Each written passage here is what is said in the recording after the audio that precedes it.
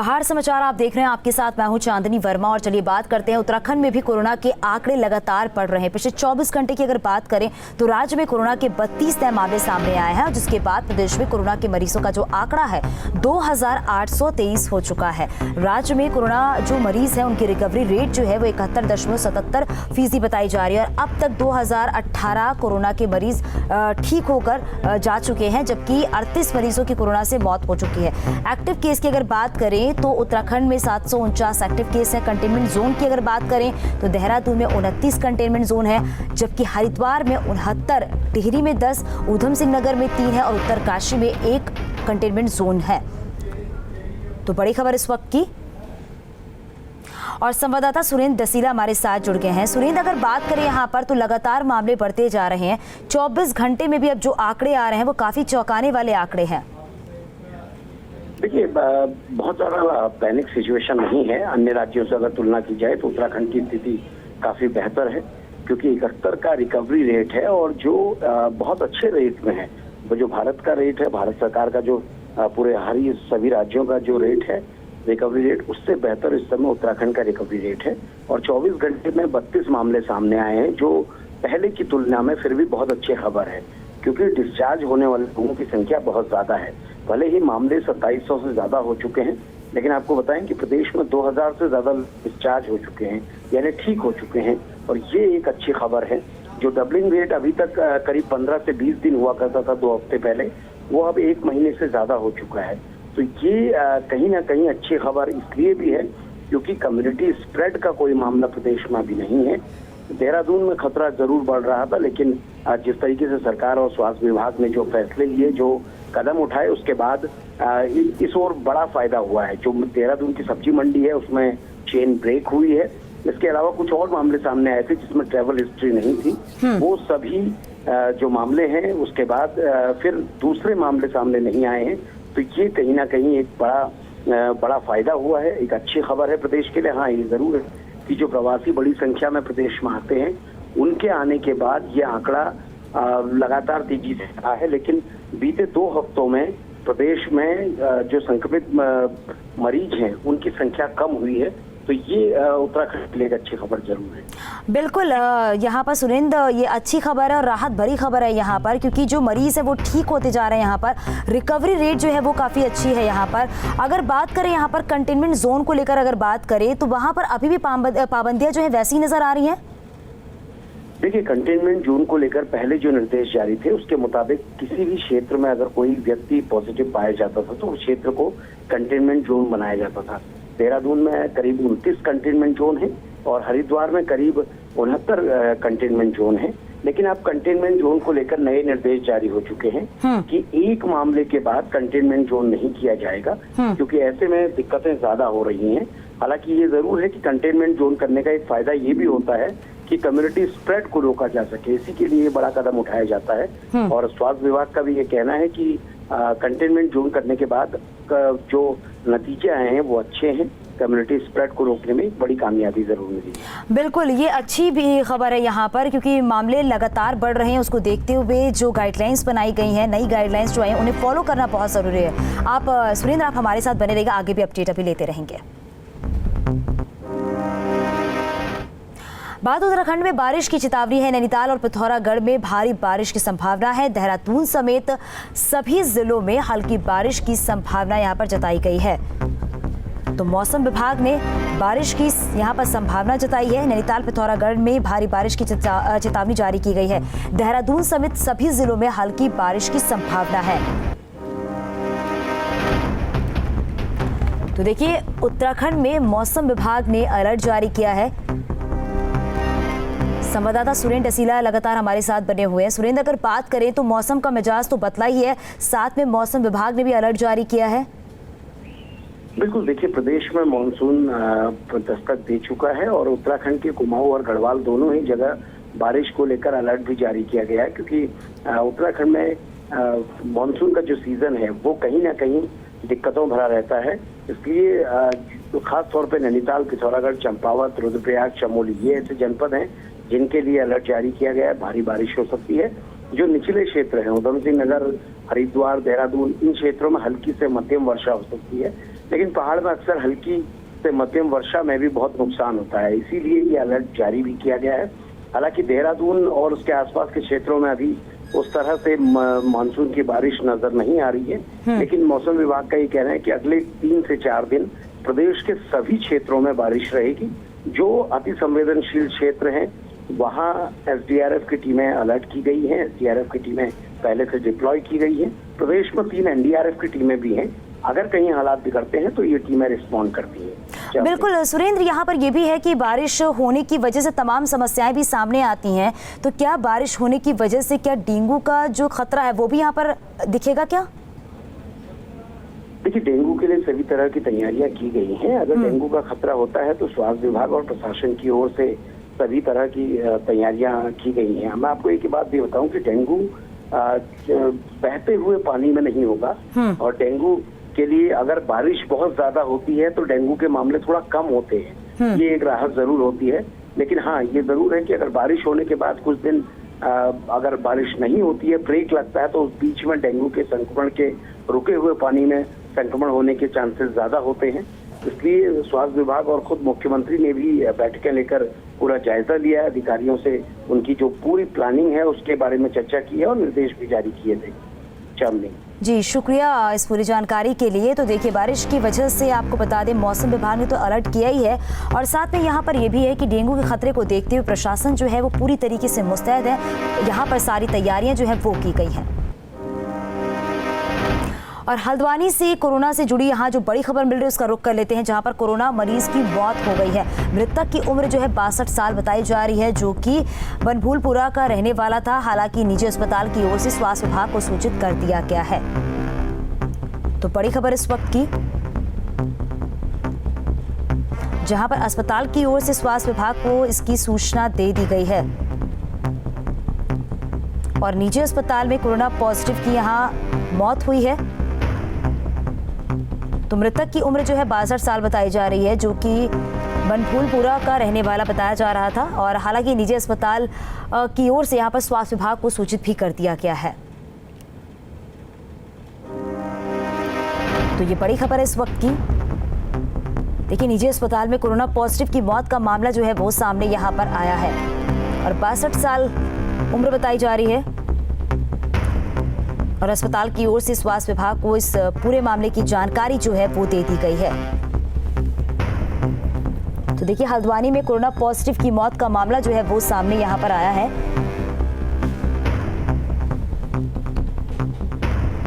तो बड़ी खबर है इस वक्त की।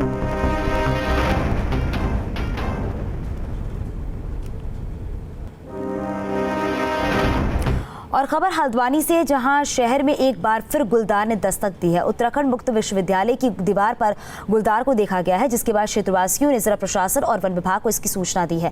गुलदार के मूवमेंट से क्षेत्रवासियों में दहशत का माहौल बना हुआ है, और इससे पहले भी गुलदार को शहर के कई इलाकों में देखा गया है, जिससे लोगों के मन में खौफ बना हुआ है।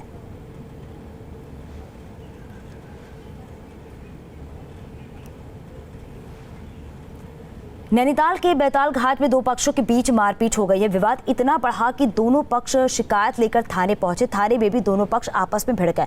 विवाद बढ़ता देख पुलिस ने हल्का बल प्रयोग किया, और इस दौरान 5 लोग जो है वो घायल हो गए।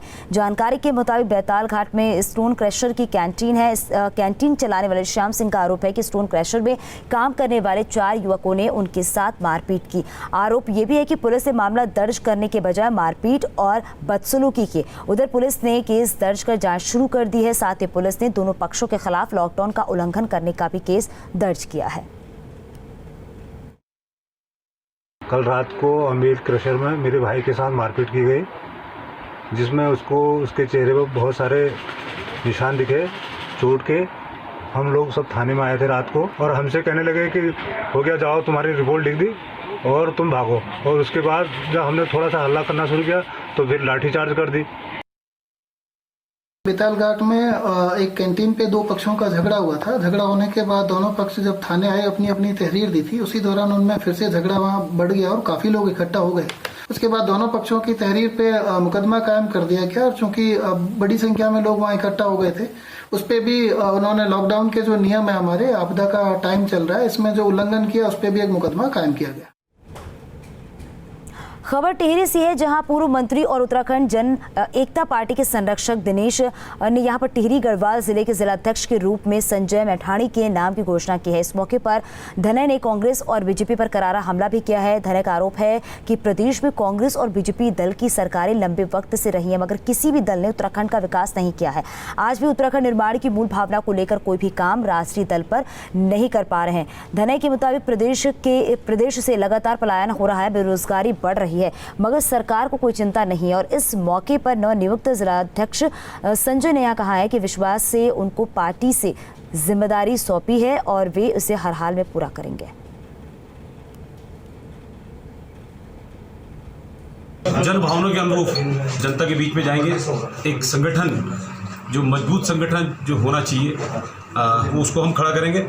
आज हमारा भले ही दल एक छोटी इकाई के रूप में काम कर रहा हो और सीमित उसमें संसाधनों में और सीमित स्थानों में, लेकिन इसकी हमने जो नींव रखी है इसको हम जरूर पूरे प्रदेश के अंदर इसका विस्तार करेंगे। लेकिन आज उस कड़ी में हमने टिहरी जनपद से, चूँकि मेरा गृह जनपद भी और मेरा विधानसभा क्षेत्र भी, यहीं से हमने इसका एक आज विस्तार की रूपरेखा तय की।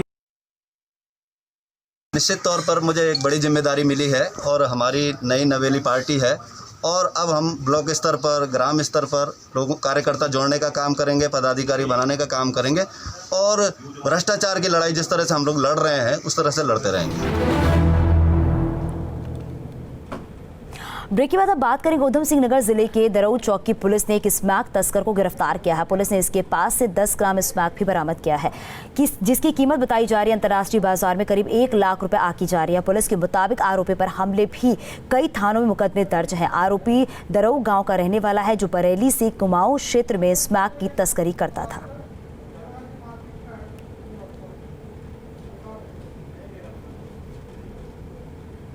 हरिद्वार के रिहायशी इलाके में खतरनाक कोबरा सांप निकल आने से यहां पर हड़कंप मच गया है। मामला मनसा देवी के जोगिया मंडी का है। स्थानीय लोगों ने जहरीला कोबरा निकलने की सूचना वन विभाग को दी। सूचना मिलने पर पुलिस और वन विभाग की टीम मौके पर पहुंची। वन विभाग के कर्मचारी ने कोबरा सांप को रेस्क्यू किया। रेस्क्यू करने के बाद वन विभाग की टीम कोबरा को अपने साथ ले गई। आपको बता दें कि मनसा देवी का जोगिया मंडी क्षेत्र राजाजी टाइगर रिजर्व पार्क से सटा है और इसलिए इस इलाके में जंगली जानवरों का खतरा बना रहता है।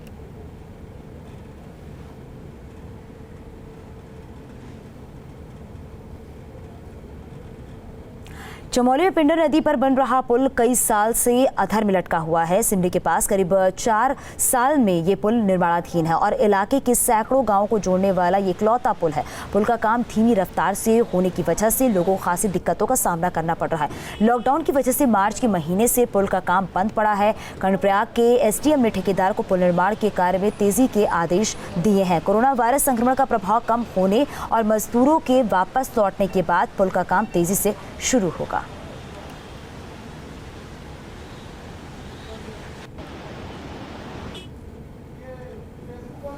उत्तराखंड में मानसून दस्तक दे चुका है, लेकिन देहरादून में सड़कों की हालत बद से बदतर हो चुकी है। लॉकडाउन के चलते सड़कों के निर्माण मरम्मत का काम ठप पड़ा हुआ है और हर साल की तरह इस साल भी लोक निर्माण विभाग ने प्रदेश की सभी सड़कों के नवीनीकरण और उनकी मरम्मत का लक्ष्य तय किया था, लेकिन मार्च, अप्रैल और मई में कोई भी काम शुरू नहीं हो सका है। वहीं जहां एक और सड़क निर्माण को लेकर सियासत जोरों पर है, वहीं जिला अधिकारी डॉक्टर आशीष श्रीवास्तव ने कहा है कि अभी नया कार्य नहीं होगा, बल्कि जो काम शुरू किया गया है उसे जल्द पूरा किया जाएगा। पीडब्ल्यूडी और जो स्मार्ट सिटी है, ये दोनों लोग जो है सड़कों को इम्प्रूव करें और आप देख रहे होंगे कई सड़कों को ठीक किया भी है। बाउंड तो होना ही होना है, क्योंकि मानसून को लेकर के अब मानसून हमारे सामने है। अब कुछ दिनों में बारिश और तेज होगी, तो क्योंकि उस बारिश में वो सड़कें भी नहीं इम्प्रूव कर पाएंगे, क्योंकि पानी लगने के बाद सड़क पे पैच वर्क भी होना मुश्किल होगा। तो इन दिनों टिहरी झील का जलस्तर कम होने से पुराने टिहरी भवन के अवशेष नजर आने लगे हैं। ऐसे में पुराने भवन को देखने के लिए यहाँ पर लोग पहुँचने लगे हैं। लोग यहाँ पहुँचकर पुराने दिनों की यादों को ताज़ा कर रहे हैं। राजमहल के अवशेष और खंडहर को देखकर कई लोग भावुक भी हो गए। स्थानीय लोगों का कहना है कि जब भी टिहरी झील का पानी कम हो जाता है, तब पर्यटन विभाग को राजमहल, कौशल दरबार सहित पुरानी धरोहर तक आने जाने के लिए नाव की व्यवस्था करनी चाहिए, जिससे लोग नज़दीक से इसका दीदार कर सकें। तो मुझे देख के सिर्फ ये पीड़ा हो रही है कि यार इस टिहरी में शहर में हम रहे हैं, घूमे हैं, पले बढ़े हैं, इसी शहर में हम रहे हैं और अब ये पूरा पानी में विलुप्त हो गया है। तो कहीं ना कहीं एक पीड़ा होती है। आज हम यहाँ पे एक टूरिस्ट बन के आए हैं, मतलब एक घूमने के हिसाब से आए हैं। तो जिस शहर में हमारी दुकान थी, जहाँ हमने खाया पिया रहे पले बढ़े, आज वो पूरा शहर जो है पानी में विलुप्त हो गया है। देखकर अच्छा लगता है, लेकिन कहीं ना कहीं बहुत पीड़ा, कहीं बहुत दुख अंदर से होता है कि जिस टिहरी को हमने बचपन से देखा, आज वो पानी में सराबोर हो गया।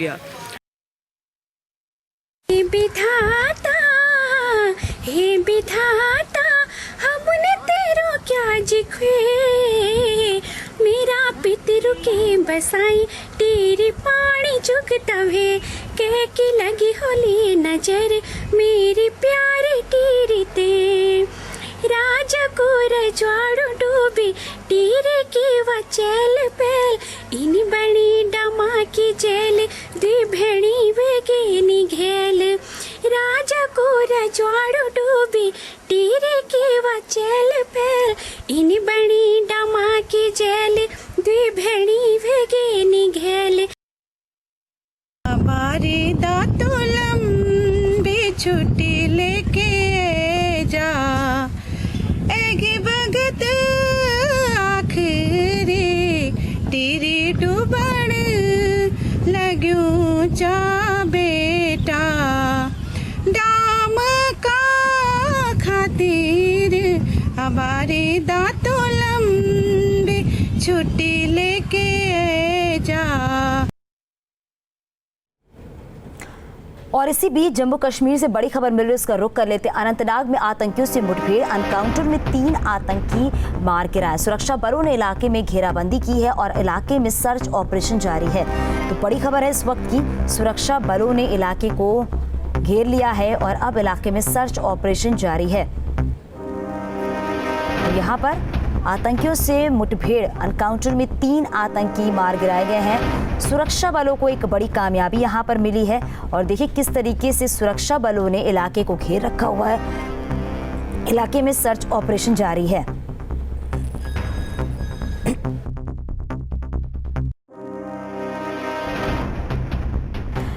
तो जम्मू कश्मीर से इस वक्त की बड़ी खबर, एनकाउंटर में 3 आतंकी ढेर हुए हैं। सुरक्षा बलों को एक बड़ी कामयाबी मिली है और अब देखिए उस इलाके को यहाँ पर घेर लिया गया है। लगातार सर्च ऑपरेशन जारी है यहाँ पर।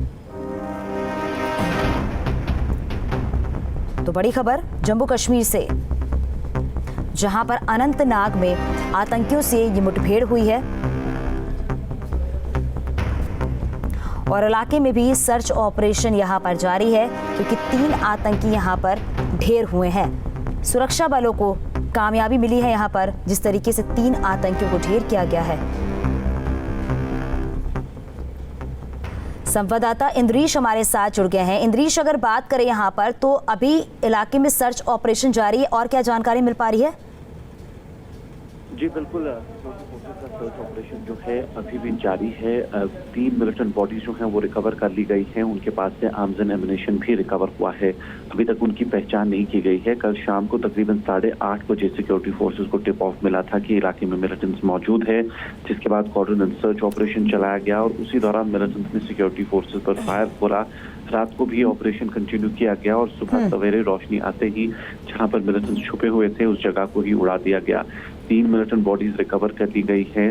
सर्च ऑपरेशन सिक्योरिटी फोर्सेस का अभी भी जारी है। हालांकि पहले से ही इनपुट जो है वो 3 मिलिटेंट्स का होने का था, तो ऐसा लग रहा है कि कोई रिस्क नहीं लेना चाहते सिक्योरिटी फोर्सेस, जिसके कारण सर्च ऑपरेशन अभी भी चलाया जा रहा है। हालांकि ये भी बताया जा रहा है कि अगले आधे घंटे में ये सर्च ऑपरेशन भी कॉल ऑफ कर दिया जाएगा। बिल्कुल इंद्रीश, अगर बात यहाँ पर करें तो सर्च ऑपरेशन भी इलाके में लगातार यहाँ पर जारी है। उस इलाके को पूरी तरीके से घेर लिया गया है ताकि जो आतंकी अगर छिपे तो उन्हें पकड़ा जा सके। काफी एहतियात भी बरती जा रही है यहाँ पर। जी बिल्कुल, कोई रिस्क सिक्योरिटी फोर्सेस जो हैं नहीं लेना चाहते, इसीलिए उस जगह को पूरा सैनिटाइज करने वाले हैं सिक्योरिटी फोर्सेस जहां पर ये इनकाउंटर हुआ था। 3 मिलिटेंट्स के होने की खबर थी। तीनों की बॉडीज जो है रिकवर कर ली गई है। उनके पास से आर्म्स एंड एमिनेशन भी रिकवर हुआ है। उनकी पहचान अभी तक नहीं हुई है, पर सिक्योरिटी फोर्सेस कोई भी रिस्क नहीं लेना चाहते, जिसके कारण उनका सर्च ऑपरेशन अभी भी जारी है। जी शुक्रिया इस पूरी जानकारी के लिए। तो देखिए इलाके में सर्च ऑपरेशन यहाँ पर जारी है। तो एनकाउंटर में 3 आतंकी ढेर हुए हैं और सुरक्षा बलों को एक बड़ी कामयाबी यहां पर मिली है। और अभी के इस बुलेटिन में फिलहाल के लिए बस इतना ही, लेकिन खबरें जारी है, बने रहे न्यूज़ स्टेट के साथ।